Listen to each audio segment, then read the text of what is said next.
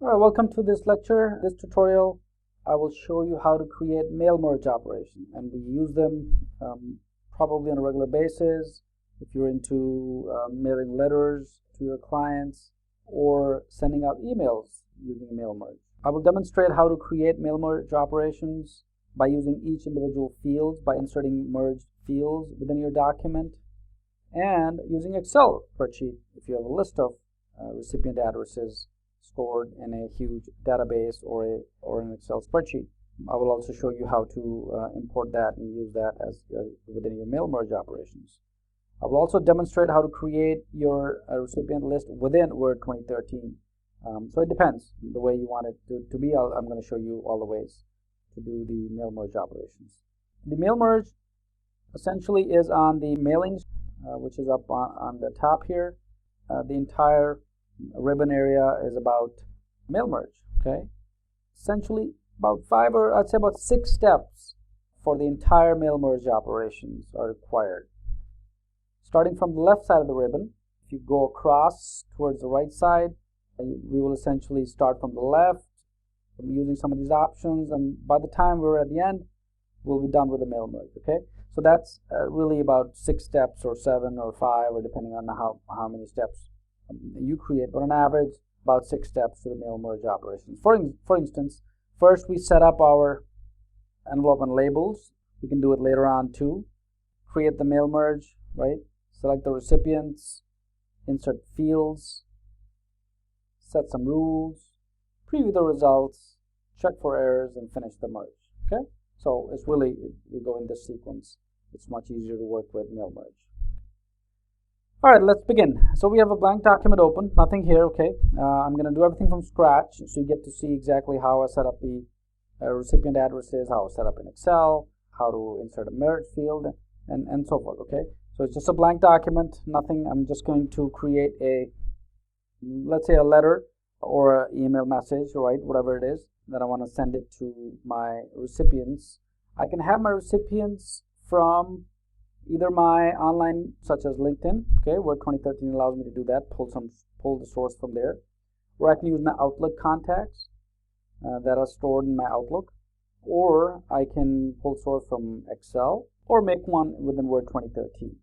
Okay, so lots of ways I can bring in the recipients to my mail merge operation. But first, let me start by creating a simple letter here. So I'm going to say November 18th, and I'm going to leave some spaces here because this is the reason why I left some spaces, is because I want my merge field in there, right? Like first name, last name, address, city, state, zip.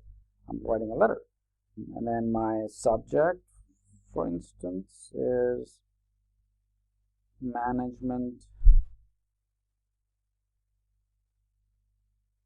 conference agenda. Okay, so that's my subject here. I can use some styles obviously, but I'm just quickly show you how to work with it.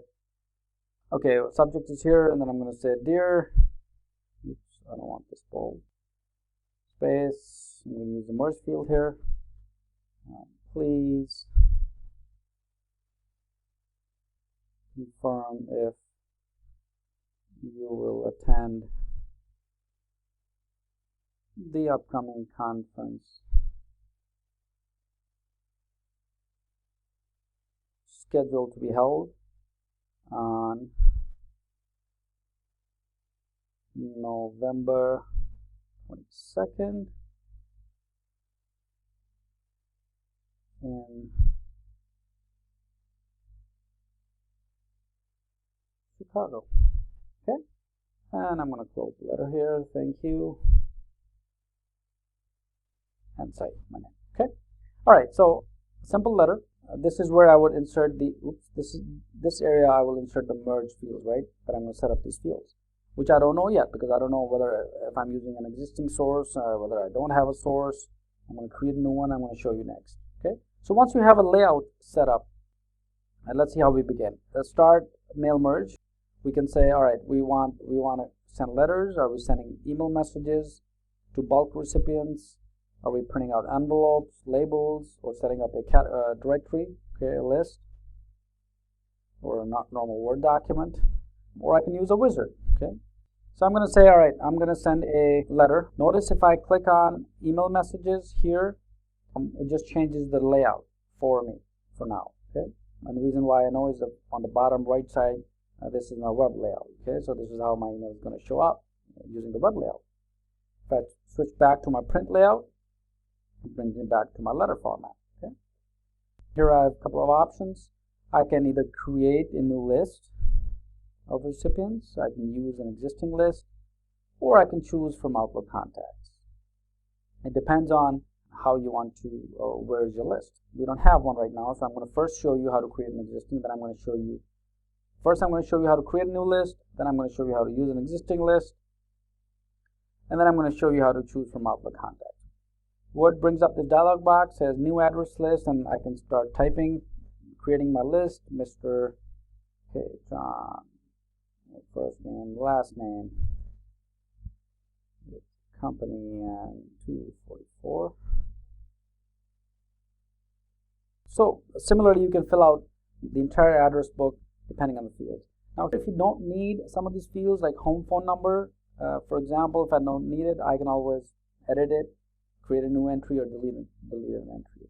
So if I wish to get rid of the home phone, I can say delete entry, not this entry, customize columns, okay? Pardon me. Here I can customize my columns. So for example, if I don't want, again, this home column, I can click on my home phone and say delete, okay? I'm going to say when you delete field home phone, any information in this field will also be deleted. Fine, I don't need it. Click OK, and now notice my home phone is bigger. It's not there anymore, okay? Similarly, I can customize my columns the way I want it. Alright, so once you have all these addresses listed in the new address list, once you click OK, Word is going to save this as an MDB format file, okay? So the file extension that Word automatically gives is the database file called mdb.mdb, alright? So click OK, Word says save the list. I'm going to give it a name here. I'm going to say company contact, and notice it's the .mdb extension, and click save. Okay. So I have created a new list. The next step is, again, moving from left to right, is to work with the write and insert fields, is where I want to be able to insert the merge field. Notice here I have all the field names listed, and these are exactly the same field names as I have in my when I created this list. So this is manually inserting the merge field, right? The other option I have is using the address block and the greeting lines. These are like pre-built-in formats that I can use to insert. So for example, I can use an address block here where it shows me a preview. So if I click OK, Word is going to insert this address block. In other words, pre-formatted merge fields, right? So it saves me time instead of entering each field manually, okay? So a couple of ways you can do it. So this is what is going to help me, okay? All right, so we're going to start inserting some merge fields, right? So I click on Insert Merge Fields, and my first field is going to be title, okay? And notice how Word puts these less than greater than signs, right? These brackets next to the title field, and I'm going to enter, go to my next line, my first name, space in between, last name, and then enter to a new line.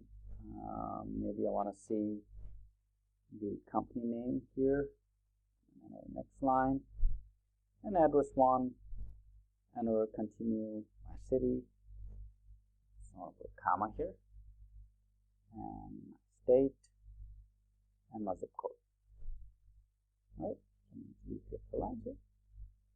Alright, so once I've set up the merge fields, here notice I can click on the highlight merge field button, and what this does is simply shows me all the fields that are highlighted within my document. So whether I'm doing a mail merge in a standard document, or if I'm doing it in a research document, wherever it is I insert a merge field, by highlighting these fields identifies and makes it easy to see all these fields. So once I've inserted all these merge fields, I'm moving on to the right side. I can set some rules. I'll come back to this later on. All right, so once I've inserted the merge fields, I click on Preview Results, and Word automatically populates the fields with my address book that I've created. And here I can navigate from my first record to my next record. If I go record 2, then it populates to record 2. Okay. And if I'm done, I can say finish and merge. I can either edit individual documents one by one when it starts to merge, or I can print the documents and merge it to the printer directly, or I can send an email messages to a merge list. All right, so I've shown you how to create a merge, mail merge, using a new address book that we create in Microsoft Word. Here, for example, I can set some rules. I'm going to quickly show you this, and you can later work on some of these various rules. I can stipulate here: ask, fill in, if then else, merge record number, and so forth. So for example, if I need to say at the end of the word Sally Johnson here, my first name and last name, I like to be able to insert an exclamation mark, right, for all my records. So if I have 300 or 3,000 records, it would be very cumbersome for me to start entering exclamation mark at the end of every record, right? So what I can do is I can create a rule, if then else rule. For example, I can say, okay, well, if the field last name equals is not blank, okay, insert the exclamation mark, okay, and I click OK, and it does it for this document. Now if I navigate to my first record, I also see an exclamation mark. Okay. So rules are very powerful. So if you miss something, if you want to add certain things to it, you can use rules to create that. Next, I'm going to show you how to create merge with an Excel spreadsheet. Okay. So I'm just going to delete the merge field here. Okay. Back to square one. All right, I'm going to open up my Excel and create a new list. Okay. Go up to my Excel here, and I'm going to start populating, let's say, my title, and that's my first name. My last name goes in this column, my address, my city, state, and zip. I go to row 2. I'm just showing you again. You can create any headings that you like, but just to be consistent, I'm creating a recipient database. And we'll save that and you'll see. All right, my first name is John Collins. Address 4.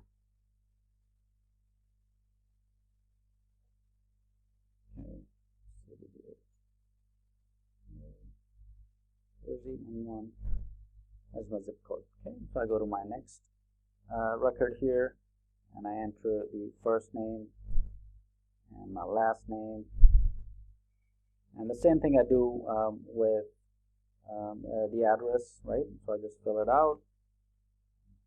Okay, Chicago, Illinois, picking it up, right? All right, let's create another record here. A little different here. Right, so I'm going to say Robert here.